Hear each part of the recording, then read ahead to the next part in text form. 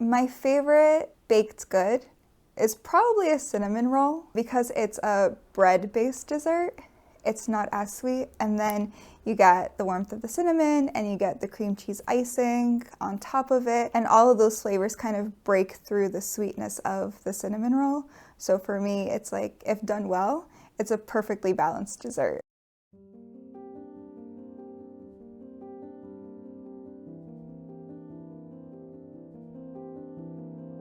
Funny enough, one of my favorite food philosophies is let food be thy medicine. Yes, it involves eating healthy food that is good for you and good for your body, but also good for your soul.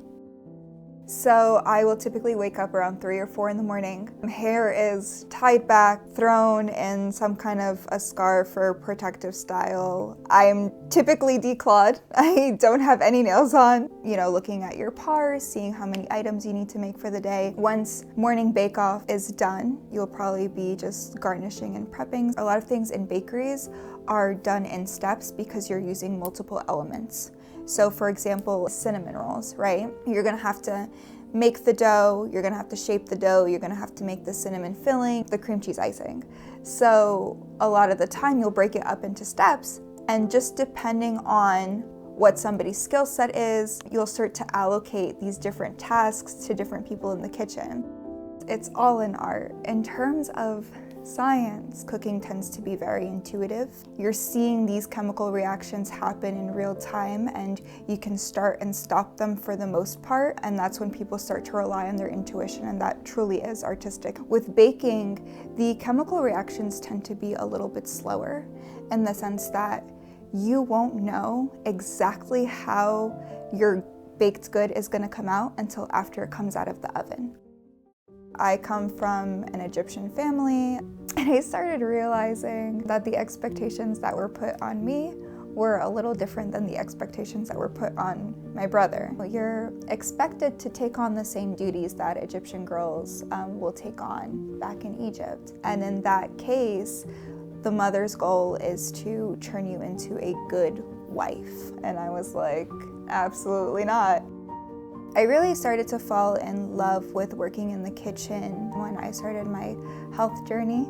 I started going to the gym, and I had a trainer, and I was talking to the trainer about what my meal plan would look like.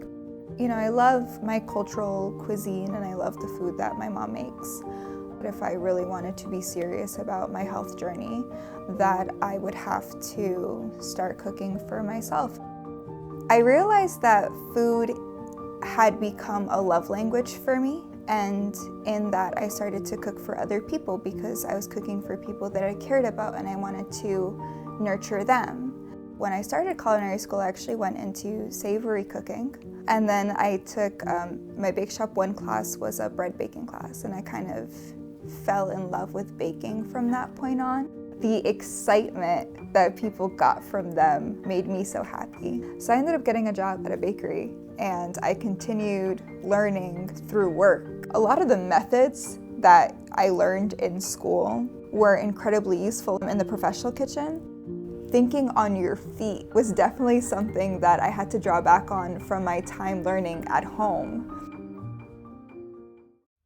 I think I definitely had to come to this point in my life where I wanted to be the person who decided that I would cook in the kitchen, and it wasn't something that was expected of me.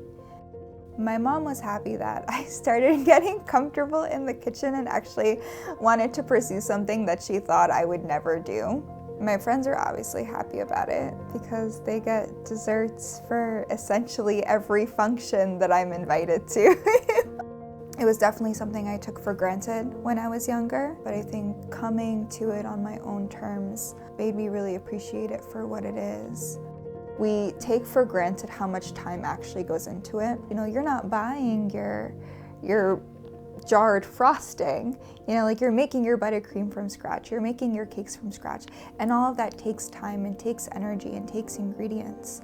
It's made me realize how particular of a person I am, and learning to just occupy my time while I'm waiting without having to, you know, try to rush the process.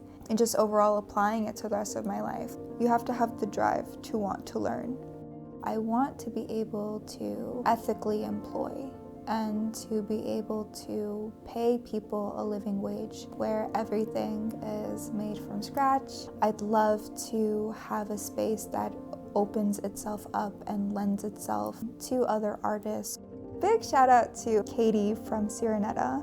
I loved having her as a boss. Big, huge shout out to Renee from Erie Bakery. Renee owns Erie Bakery in Rutherford, New Jersey. It's a woman-owned, Palestinian-owned bakery. Seeing another Middle Eastern woman operate her own space in this industry, I just loved seeing that happen because that's exactly what I want to do when I open up my own space.